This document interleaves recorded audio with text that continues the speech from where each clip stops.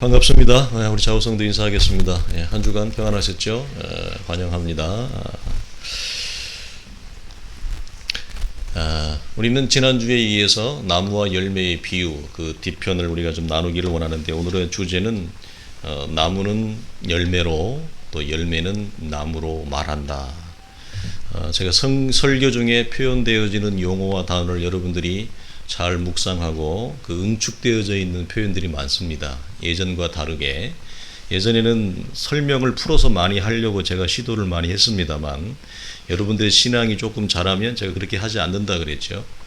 그래서 응축된 표현과 단어를 많이 쓰기 때문에 잘 집중할 수 있기를 바라고요. 우리는 그 지난주에 이어서 오늘 나무와 열매 무엇을 말하는가 두 번째 시간입니다. 저는 오늘 설교를 통해 개인적인 바람이 있는데, 풍성한 열매를 맺는 삶, 이것은 모든 성도들이 가지는 개인적인 열망이고 영적인 열망입니다. 성숙한 영적인 자람은 우리 성도들에 있어서 삶에 있어 매우 실제적인 내용이기도 하고요. 구원이 정상적으로 시작되어진 성도라면 이런 소망을 다 갖습니다. 그러나 우리가 현실에서 겪는 것은 마치 사회 초년병이 겪는 것처럼 시행착오를 우리가 겪기 마련입니다. 그러나 엄밀하게 얘기하면 저나 여러분이나 별반 다를 것이 없습니다. 50보, 100보이죠. 그래서 너무 자만할 것도 없고 너무 의기소침할 것도 없다는 얘기입니다. 중요한 것은 성경이 보이는 이 영적인 가이드를 우리가 어떻게 내 것으로 정리하고 그것을 내 안에 받아들이고 소화하여 영적 성장을 주 안에서 이루어낼 수 있는가의 씨름이죠. 그리고 오늘 그것을 같이 묵상하고 보기를 원합니다. 먼저 주의할 것으로 시작을 하게 되어지는데요. 첫 번째는 나무와 열매의 이 두 그림에서 한쪽으로만 접근하거나 이해하지 말라라고 하는 말씀이에요. 나무를 제외한 채 열매만을 주목하면 될까라고 하는 것입니다. 나무 없이 열매가 열릴 수 있는가? 불가능하죠. 열매는 철저히 나무라고 하는 품종에 의존한다. 절대적인 의존 관계에 있습니다. 나무는 열매의 본질이요 뿌리인 동시에 열매의 캐릭터를 정하는 그 주권을 가지고 있어요. 그리고 그 관계에 있어요. 반대로 열매가 풍성한지 병들었는지 별 관심이 없이 나무만을 집중하는 불균형도 오점입니다. 무슨 말입니까? 나무에 집중을 한다고 했습니다. 그리고 꽤 오랜 시간이 지났어요. 그러면 이제 결실을 맺어야 되잖아요. 근데 결실이 안 보이는 거예요.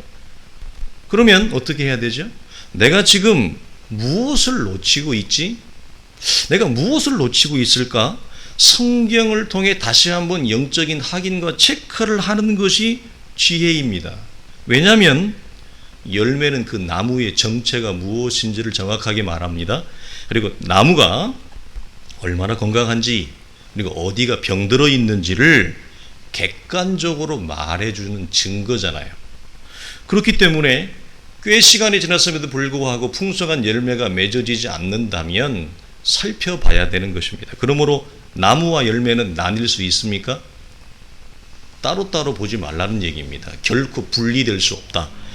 하나로 보자라고 하는 얘기고요. 자, 두 번째는 나무와 열매의 이 관계에서 성급하게 행위, 외형적인 삶과 행위에만 집중하지 말자는 얘기입니다. 제가 뭐라고 단서를 붙였냐면 성급하게라고 하는 열매가 필연적으로 삶으로 나타난다는 차원에서 행실, 말과 우리의 행하는 모습, 행실이라고 하는 차원을 부인할 수 있습니까? 부인할 수 없습니다. 그러나 우리는 삶이 문제이죠. 맞습니다. 삶이 부재입니다. 이것 또한 맞습니다. 누가 인정하지 않을 수 있겠습니까?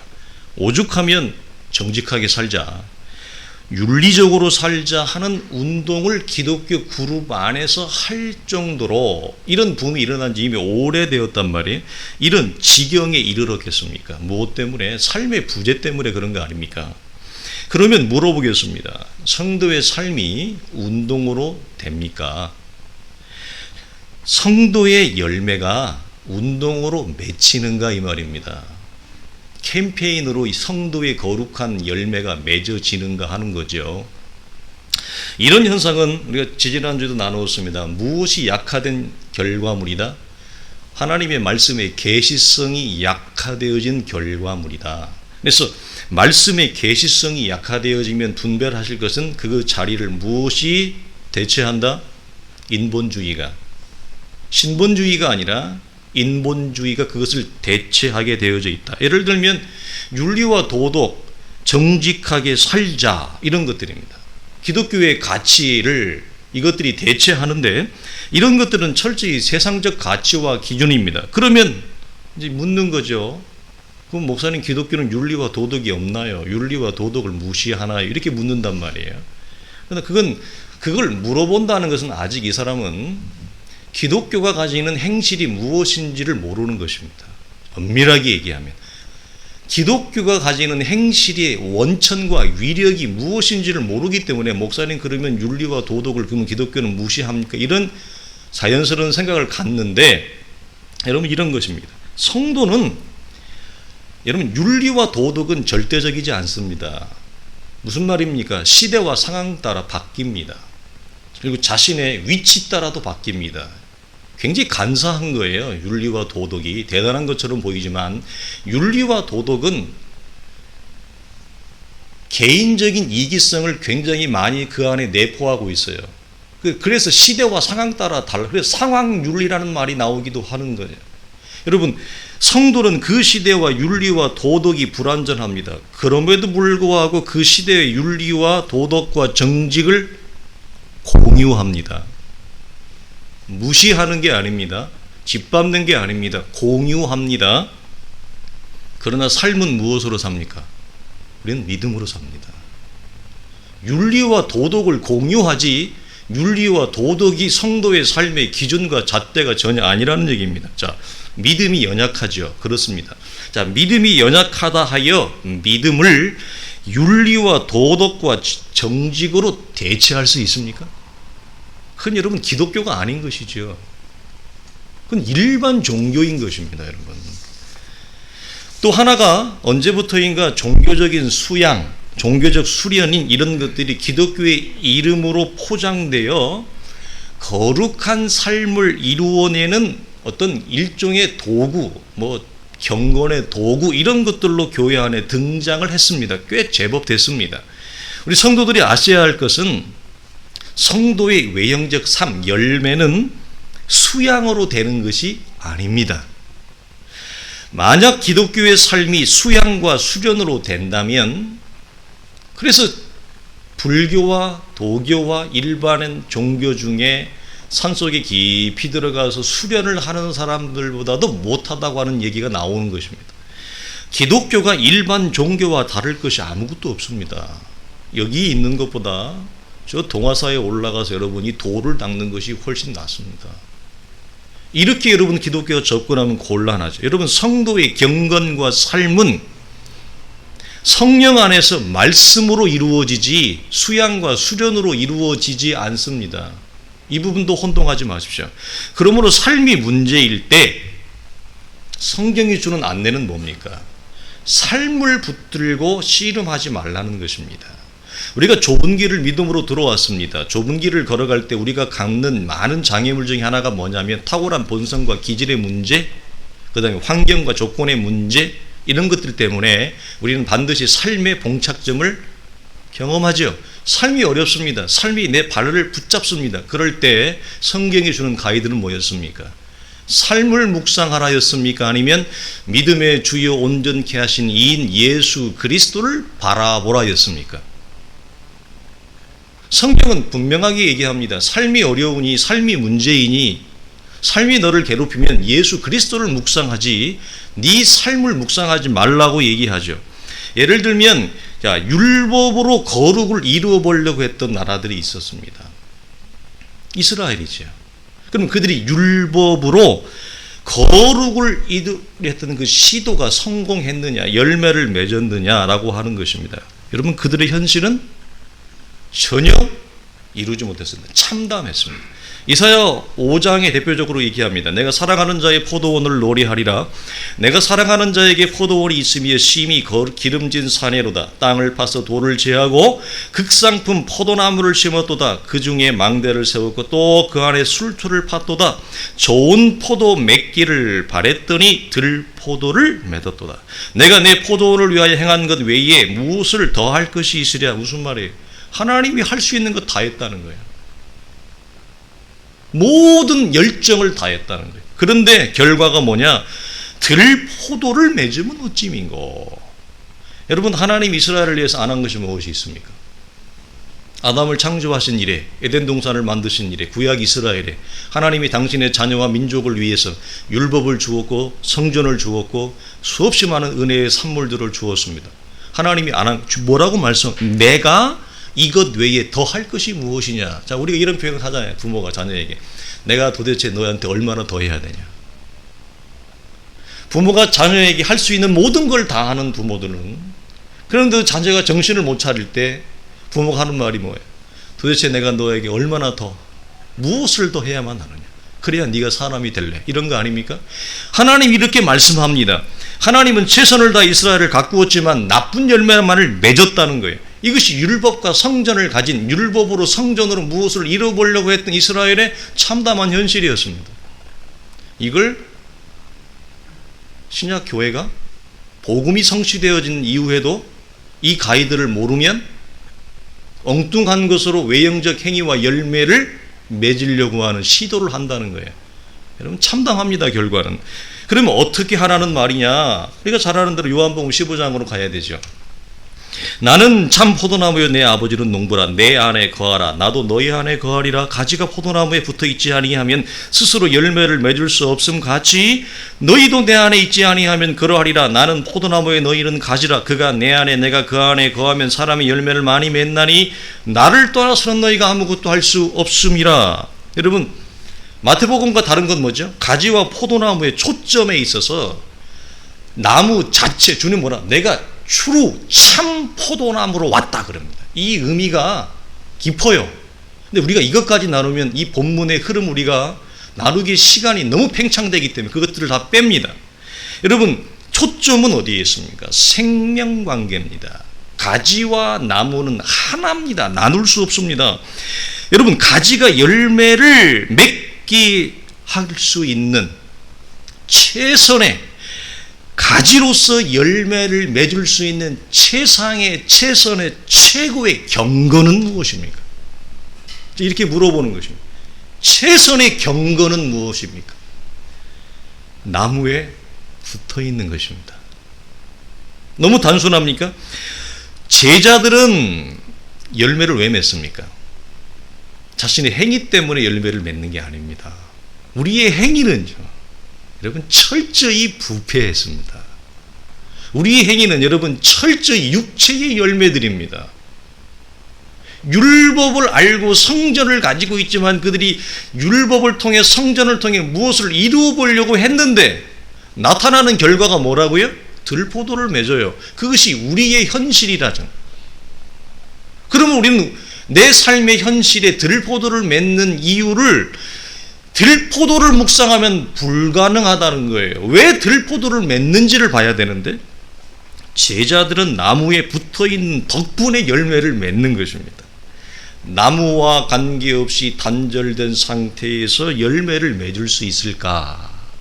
자, 이게 단절됐는데 내가 행위가 문제래요. 자, 이게 단절됐는데 내가 좋은 열매를 맺지 않는데요. 자, 이게 단절됐는데 내 삶에서 목사님, 내가 말씀도 좀 알고요, 은혜도 좀 알게 됐는데 왜 이렇게 변화가 더딜까요? 왜 이렇게 변화가 일어나지 않을까요? 무엇이 문제입니까? 물어보겠습니다. 무엇이 문제입니까? 관계의 문제죠. 아니, 목사님, 나는 이미 관계를 가지고 있는데요. 나는 이미 신앙을 고백했는데요. 나를 변화하고도 남음이 있는 그 말씀이 진리이것만, 사실이것만 내가 변화되지 않는다는 것은 내가 변화될 만큼, 변화되고도 남을 만큼의 관계가 아니라는 얘기입니다. 여러분, 내가 변화되고도 남을 만큼 참 포도나무와 가지에 덧붙여 있지 않다는 얘기입니다. 다른 데서 원인을 찾으면 곤란한 것입니다. 목사님 말씀도 안 하는데 이전보다 말씀을 많이 알았죠. 그러나 그 말씀을 알미 내가 변화되고도 남을 만큼의 말씀인가 라고 하는 것입니다. 다시금 스스로 반문을 해봐야 됩니다. 자, 이 말씀을 로마서 11장 이렇게 얘기해요. 뿌리가 거룩한 주 가지도 그러하니라. 가지가 얼마가 꺾이었는데 돌 감람나무인 내가 그들 중에 접붙임이 되어 참 감람나무 뿌리에 진액을 함께 받는 자가 되었은즉 그 가지들을 향하여 자랑하지 말라. 네가 뿌리를 보존하는 것이 아니요 뿌리가 너를 보존하는 것이라. 기가 막힌 말이죠. 이해되시죠? 뿌리가 거룩한즉 가지도 거룩하니라. 나무가 좋아야 좋은 열매 아름다운 열매를 맺느니라. 가지 때문에 뿌리가 사는 것이 아니라 뿌리 때문에 가지가 사느니라. 가지가 영양을 뿌리에 공급하는 것이 아니라 뿌리가 영양을 가지에 공급하는 것이니라. 주님 이렇게 말씀하십니다. 여러분, 나 때문에 뿌리가 사는 게 아닙니다. 뿌리 때문에 우리가 사는 것입니다. 그러므로 외형적 행위를 통해 우리의 내면과 우리의 속성과 우리의 본성을 새롭게 하려고 하는 것은 그게 불교예요. 그게 도교예요. 그게 세상 종교예요. 기독교는 우리의 속이 먼저 새로워지고 우리가 그리스도 안에 새로운 존재와 본성으로 창조되어진 나무가 될 때 외형적 행위인 열매가 드러나는 것입니다. 여러분, 이것을 본문 요한복음 15장에서는 이렇게 하죠. 내 안에 거하십시오. 내 안에 거하라. 이건 우리가 영적인 연합이라 그랬습니다. 주님 안에 거하는 것. 15장에서 이 표현은 가장 중요한 표현이에요. 가장 중요한 말씀이에요. 15장 상반절에서만 몇 번이 나오느냐? 10번이 나와요. 그러니까 이건 중요함의 정도를 넘어서는 것이, 이건 기독교의 가장 최상의 가치입니다. 내 안에 거하라. 주님과의 영적인 연합은, 자, 이 거함은 여러분 일시적인 거함이겠습니까? 지속적인 거함이겠습니까? 가지가 기분이 좀 좋아. 그래서 한번 딱 달라붙었어. 근데 좀 있다 보니까 기분이 안 좋네. 컨디션도 좀 안 좋아. 살아가는 것도 좀 힘들어. 가지고 가지가 탁 끊어버려. 스스로 단절을 시켜버려요. 되겠어요?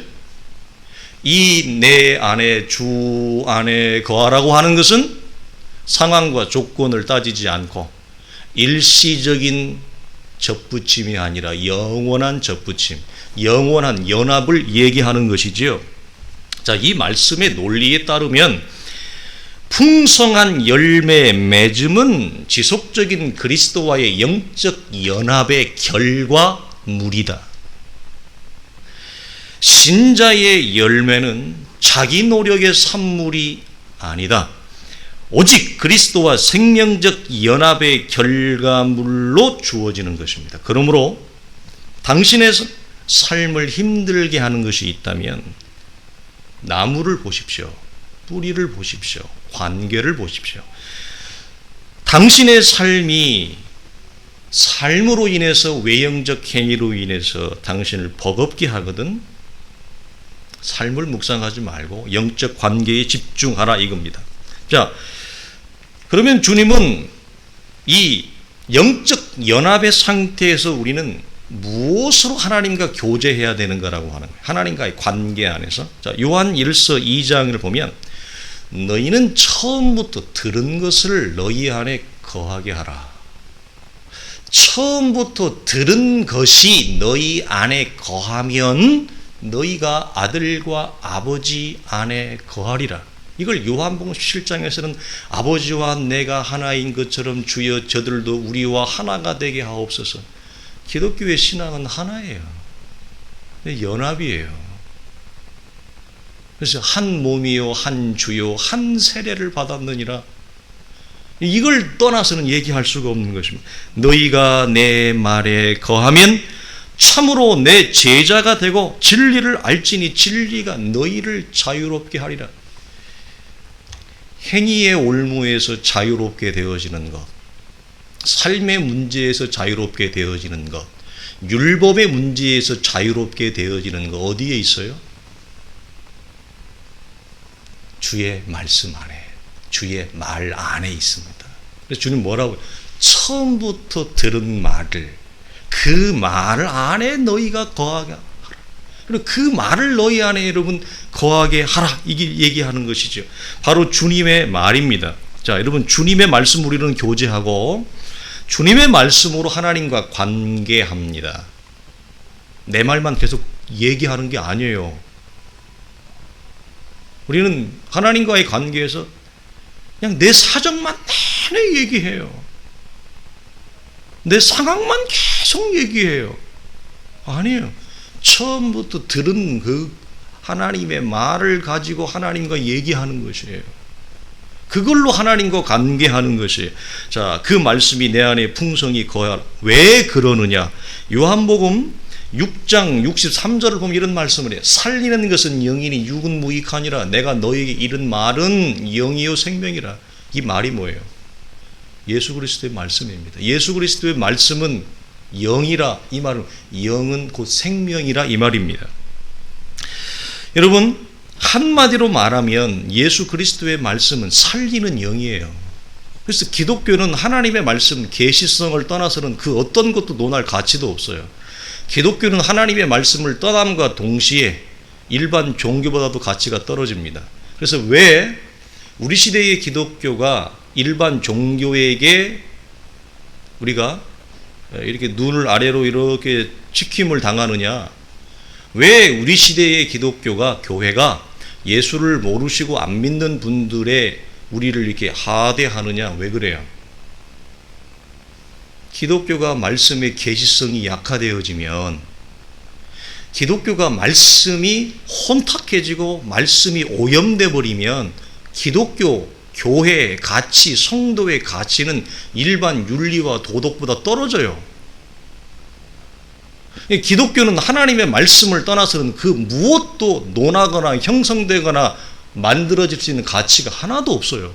오직 주님의 말씀으로 우리는 하나님의 자녀된 자의 영광과 권세와 생명과 살리는 영의 존재로 태어날 때 세상의 윤리와 도덕과 가치를 뛰어넘고 일반 종교가 가지는 모든 그것이 고등한 가치를 할지라도 그 고등한 가치보다 더 초월적인 고등한 가치로 가는 것이 뭐예요? 이게 기독교예요. 그러나 무엇이 약화되면, 하나님의 말씀이 약화되어지면 다 허물어지는 것입니다. 심지어 어느 정도 윤리와 도덕보다도 못한 내용으로 떨어져 버리라는 거예요. 기독교의 가치가. 이것이 우리 시대의 아픔 아닙니까? 여러분, 고린도전서 15장 45절에서 뭐라고 얘기해요? 마지막 아담이신 그리스도를 살려주는 영이라. 더 정확하게 말하면 뭐라고 그랬습니까?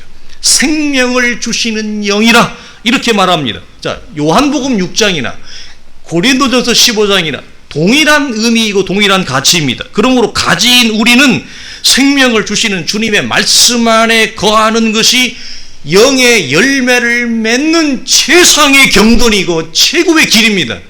이걸 떠나서는 불가능하다는 거예요. 야고보서 1장 18절에 그가 그 피조물 중에 우리로 한 첫 열매가 되게 하시려고 자기의 뜻을 따라 진리의 말씀으로 우리를 낳았느니라. 그래요. 왜 우리가 교제할 때 하나님의 말씀으로 교제하며 말씀 안에 풍성이 거해야 되느냐? 말씀이 생명을 낳아요. 말씀이 영을 낳아요. 그래서 진리의 말씀으로 우리를 낳았다. 이 말이 뭐예요? 그의 말이 우리에게 생명을 낳았다. 그의 말이 우리에게 영을 낳았다. 이렇게 성경은 얘기하는 거예요. 그래서 기독교의 말씀을 빼놓고는, 하나님의 말씀을 빼놓고는 우리가 나오는 건 뭐예요? 영이 아니고 육이 나오고 생명이 아니고 사망이 나오는 거예요. 그게 구약 이스라엘의 역사예요.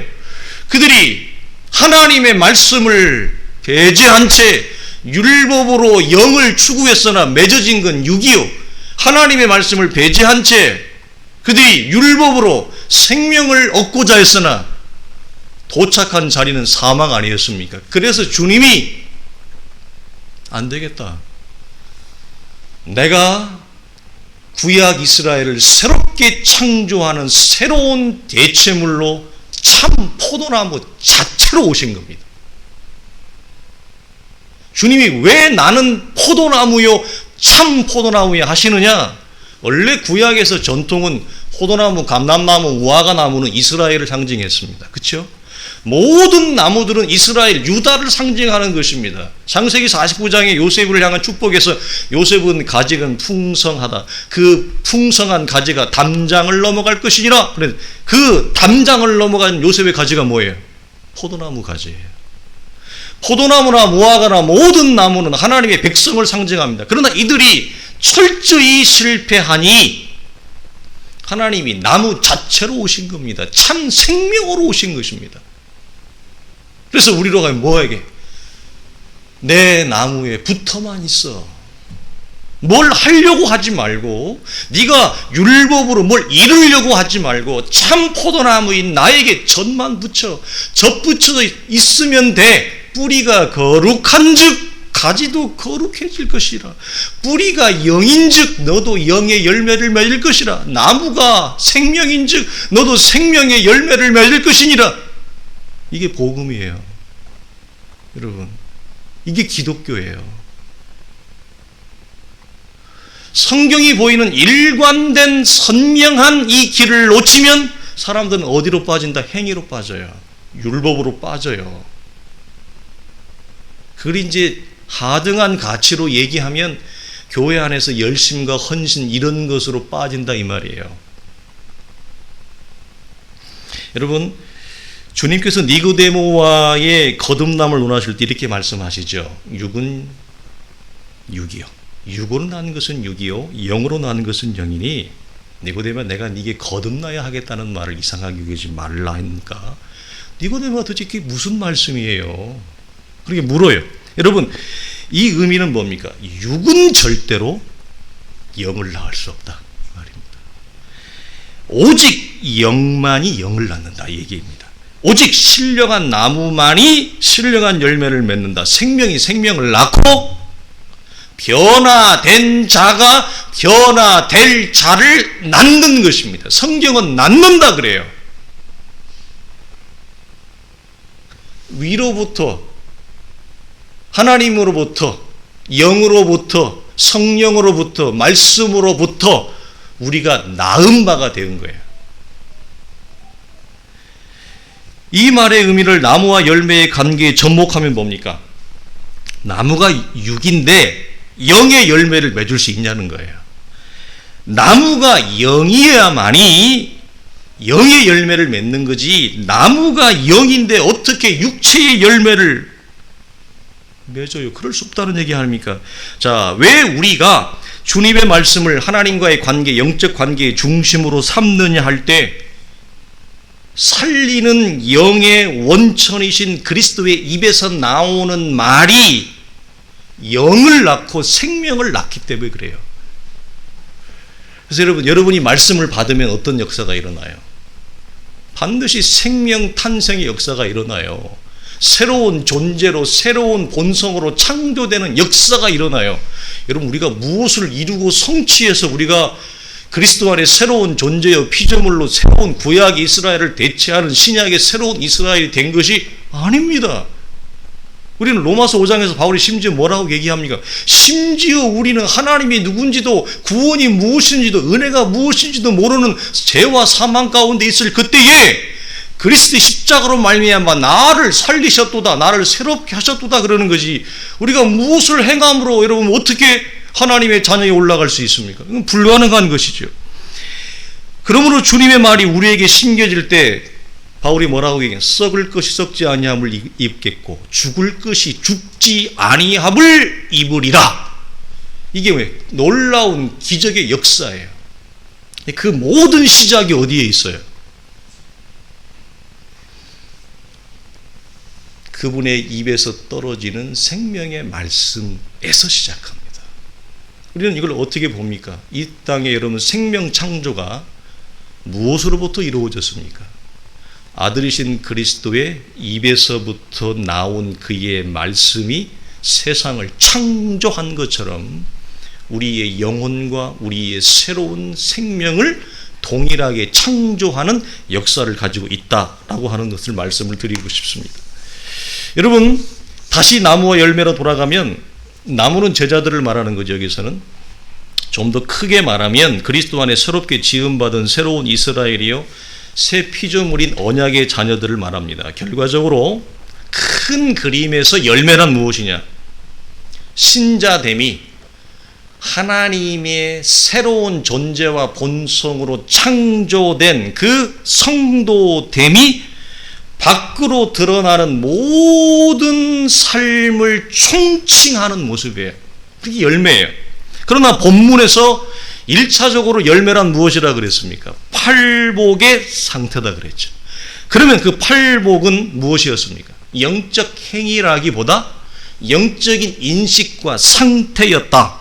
팔복의 상태가 그리스도와의 지속적인 연합을 통해, 관계를 통해 외형적인 삶의 행위와 모습의 형태를 띠는 게 뭐예요? 그게 열매예요. 이것을 마태복음 5장에서는 팔복 이후에 바로 주님이 뭐라고 말씀했죠? 너희는 세상의 소금이라. 이것이 너희는 세상의 빛이라 이렇게 말씀한 거예요. 그러니까 전반부를 모르면 사람들이 오해하는 게 뭐죠? 행위론에 빠지는 거예요. 다시 율법으로 돌아가 버리는 거예요. 갈라디아서 5장에서는 이걸 뭐라고 얘기합니까? 성령의 열매라 그럽니다. 여러분, 팔복의 상태가 우리 안에 그리스도와의 연합을 통해 그것이 커져서 밖으로 드러나는 게 뭐다? 빛이다, 소금이다 이 말이에요. 그것이 성령의 열매다 이 말이에요. 성령의 열매는 전부 외형적으로 보이는 새롭게 창조된 성도의 품성을 얘기해요. 팔복하고 달라요. 팔복은 외형적 행위가 아니라 영적 인식과 상태고, 그 영적 인식과 상태가 커져서 밖으로 외형적으로 드러나는 게 뭐예요? 그게 성령의 열매예요. 애가 철이 들으면 철들은 값으로 드러나는 거예요. 성령의 열매가. 자, 여러분, 빛과 소금됨도, 여러분, 빛이 어떻게 해야 행위를 가집니까? 물어봅시다. 빛이 어떻게 해야 행위를 갖죠? 생각해 보신 적 있어요? 여러분, 소금은 어떻게 해야 행위의 형태를 띱니까?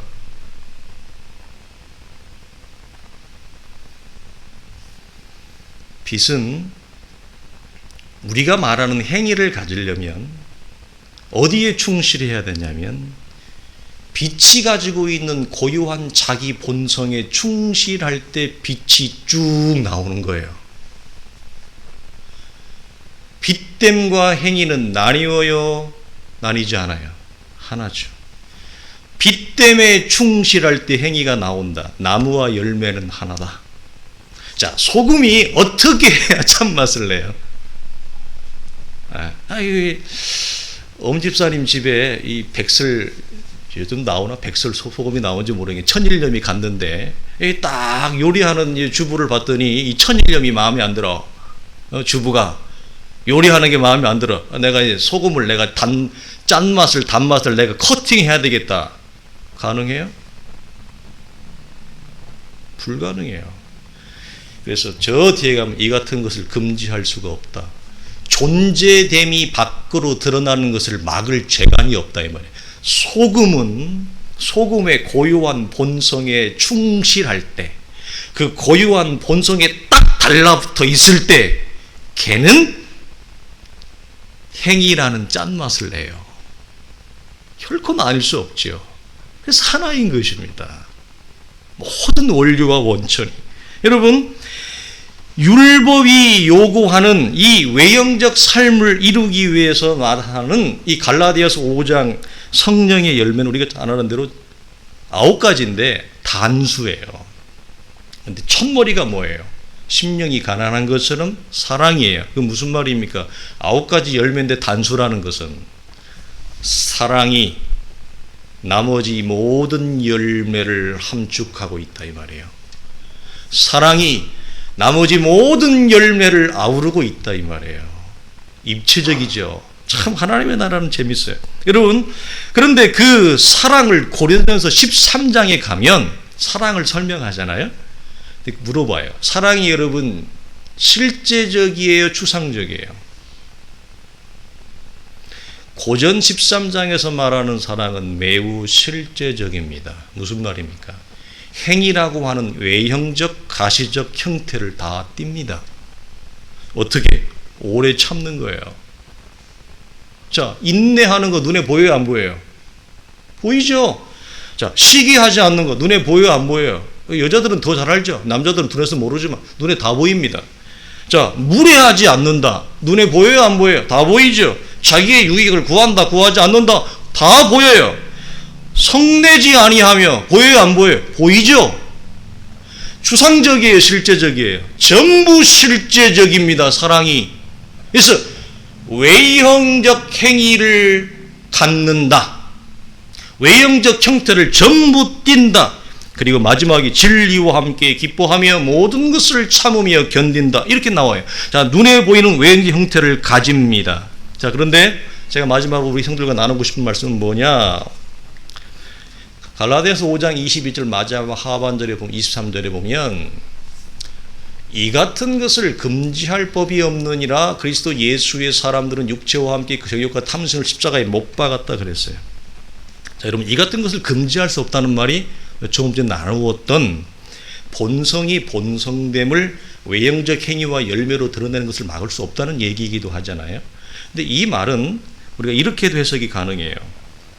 율법은 성령의 열매 맺는 삶을 반대하지 않는다 이 말이에요.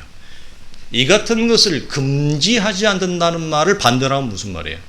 나는 찬성한다 이 말이에요. 무엇이? 율법이 성령의 열매 맺는 삶을 거절하는 게 아니라 우리는 이걸 오해합니다. 율법이 우리가 성령의 열매 맺는 삶을 가로막는다고 생각하는데 여기서 뭐라고 바울이 설명하냐면 율법은 오히려 적극적으로 전폭적으로 지지한대요. 무엇을? 열매 맺는 삶, 성령의 열매, 영의 열매를 지지한다. 왜 그렇습니까? 율법이 요구하는 완성체가 뭡니까? 사랑이죠. 율법이 요구하는 궁극의 완성이 사랑인데 성령의 열매는 뭐예요? 사랑이에요. 동일하죠. 그렇기 때문에 율법은 이걸 우리에게 지지한다는 거예요. 반대하지 않는다는 거예요. 그러나 역설적이게도 율법이 요구하는 삶, 그 사랑의 자리에 들어가고 사랑을 이루고 성취하기 위해서는 율법을 붙들고 있으면 죽어도 사랑이 맺어지지 않아요. 외형적 행위를 아무리 붙들고 있어도 결코 사랑의 자리에 못 들어가요. 그럼 뭐예요? 율법이 요구하는 그 사랑의 열매를 맺기 위해서는 율법에서 풀려나야 돼요. 율법에서 벗어나야 돼요. 율법을 놓아야 돼요. 율법에서 자유해질 때 사랑의 열매가 맺혀져요. 굉장히 역설적인 진리예요. 율법을 벗어나고 율법 아래에서 우리가 풀려날 때 성령의 열매를 맺는 놀라운 메커니즘을 주님 여기다 담아놨어요. 마치 율법으로는 구원에 이를 수 없는 것과 같은 원리와 실제를 가집니다. 그러므로 여러분 말씀의 결론을 맺습니다. 삶이 문제죠. 행위가 문제입니다. 여기에서 제외되는 사람은 없습니다. 그러면 그것을 행위로 풀려고 하지 말라는 얘기입니다. 행위로 행위를 풀지 말라. 율법으로 율법을 풀지 말라. 그럼 무엇으로 풀라는 얘기입니까? 뒤에 나오는 거예요. 그래서 성령의 열매 다음에 그걸로 요것처럼 중요한 게 없는데 그 뒤에 무엇을 바울이 추가해 놨냐면 그리스도 예수의 사람들은 육체와 함께 십자가에 못 박았느니라. 이게 뭐예요? 로마서 6장 2절에서 나오는 그리스도와 연합되어 함께 죽지 않았느냐. 너희들은 이미 죽었느니라. 이게 무엇을 말합니까? 그리스도와의 영적인 연합을 여기서 말하죠. 하나님과의 영적 관계성을 말합니다. 쉽게 풀으면 이 갈라디아서로 말하면 행위가 문제이니 행위로 풀려고 하지 마. 무엇으로요, 주님? 십자가로 풀어라. 율법이 너에게 발목을 잡니? 율법으로 풀려고 하지 마. 이스라엘이 구약 내내 참담한 현실을 경험해서 그러면 무엇으로 풀어요, 주님? 율법을 십자가로 풀어라. 이 말입니다. 그래서 참 포도나무인 그분이 나무에서 죽으신 거예요. 이 비밀이 이 안에 숨겨져 있어요.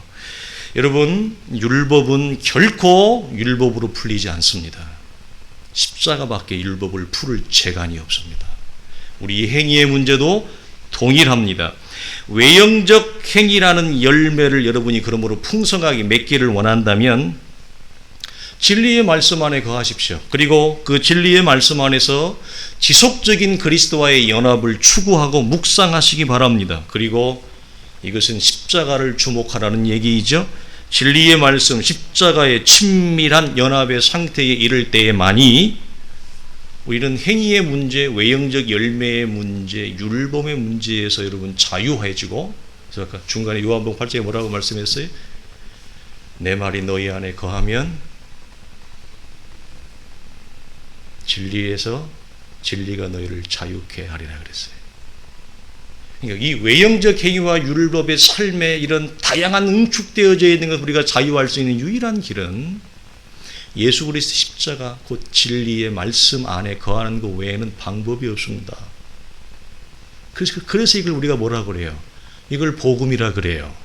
우리 이것을 은혜라 그래요.